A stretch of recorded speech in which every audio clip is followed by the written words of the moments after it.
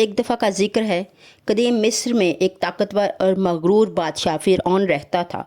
فرعون نے اپنے شہر کے لوگوں پر بہت ظلم اور زیادتی کے ساتھ حکومت کی تھی۔ مصر کے لوگ فرعون کی غلامی کے باوجود بھی بہت عبادت گزار تھے۔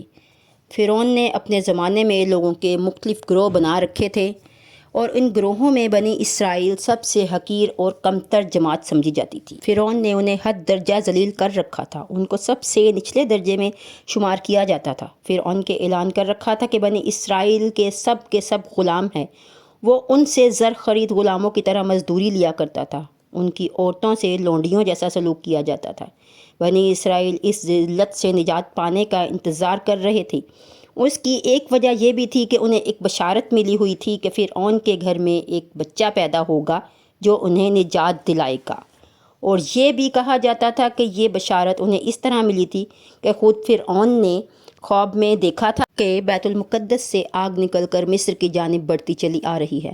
وہ آگ مصر میں تمام لوگوں کو جلا کر راکھ کر دیتی ہے اور تمام گھروں کو بھی جلا کر راکھ کر دیتی ہے، مگر اس آگ سے بنی اسرائیل کے تمام گھر اور لوگ بالکل محفوظ رہتے ہیں۔ فرعون نے اس خواب کی تعبیر نجومیوں سے پوچھی۔ انہوں نے خواب کی تعبیر یہ بتائی کہ بنی اسرائیل میں ایک ایسا بچہ پیدا ہوگا جس کی وجہ سے مصریوں کی ہلاکت ہوگی۔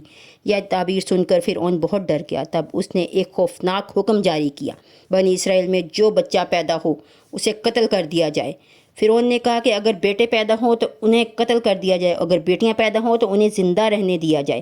چنانچہ ایسا ہی کیا جانے لگا۔ حضرت موسیٰ علیہ السلام کی والدہ کے ہاں حضرت موسیٰ علیہ السلام کی پیدائش ہوئی تو انہوں نے اس بچے کی خبر کسی کو نہ ہونے دی۔ حضرت موسیٰ علیہ السلام کی ماں نے بچے کو صندوق میں رکھا اور دریا میں بہا دیا۔ ساتھ ہی حضرت موسیٰ علیہ السلام کی بہن سے کہا کہ تو بھی اس کے پیچھے پیچھے چلتی جا۔ چنانچہ وہ دریائے نیل کی موجوں میں چلے گئے اور ان کی بہن کنارے کنارے چلتی رہی۔ وہ اپنے بھائی کی نگرانی کر رہی تھی کہ اچانک صندوق بہتا ہوا دور چلا گیا اور فرعون کے محلات کے قریب پہنچ گیا۔ محلات دریائے نیل کے کنارے پر واقع تھے۔ آخر فرعون کے آدمیوں نے دیکھا کہ یہ کیا تیرتا ہوا آ رہا ہے۔ انہوں نے جب قریب پہنچنے پر دیکھا کہ وہ ایک صندوق تھا، انہوں نے فوراً ہی اسے اٹھا لیا اور محل میں پہنچا دیا۔ فرعون کی بیوی نے فوراً پہچان لیا کہ یہ بچہ بنی اسرائیل میں سے ہے، اس لیے اس نے کہا یہ میری اور تیری آنکھوں کی ٹھنڈک بنے گا، اسے قتل نہ کرو، بہت ممکن ہے کہ یہ ہمیں کوئی فائدہ پہنچائے یا ہم اسے اپنا بیٹا ہی بنا لیں۔ فرعون نے کہا کہ یہ بچہ صرف تیری ہی آنکھوں کی ٹھنڈک بنے گا، میری آنکھوں کی ٹھنڈک نہیں بنے گا۔ میں بچہ دودھ کے لیے رونے لگا اور باہر سے بہت سی دودھ پلانے والی عورتوں کو اکٹھا کیا گیا، مگر بچے نے کسی کا دودھ نہ پیا۔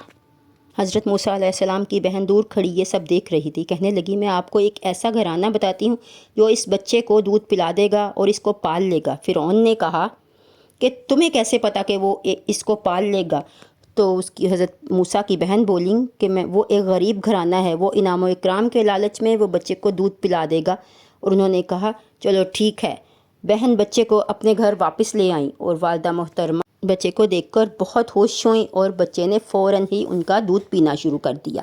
حضرت آسیہ نے اس عورت سے کہا کہ تم محل میں ہی آ جاؤ اور وہیں پر بچے کو دودھ پلا دیا کرو، مگر ان کی والدہ نے کہا کہ نہیں، میں نہیں آ سکتی کیونکہ میرے خامد کی طبیعت ٹھیک نہیں رہتی ہے، اس لیے میں اپنے گھر میں ہی رہوں گی۔ اسی طرح حضرت موسیٰ علیہ السلام محل میں ہی پلنے بڑھنے لگے اور یہاں ان کی بہت اچھی پرورش ہو رہی تھی، یہاں تک کہ 18 سال کے خوبرو جوان بن گئے۔ اگر آپ کو میری ویڈیو اچھی لگی ہے تو پلیز میرے چینل کو سبسکرائب کریں، میری ویڈیو کو لائک اور شیئر ضرور کریں۔ اللہ حافظ۔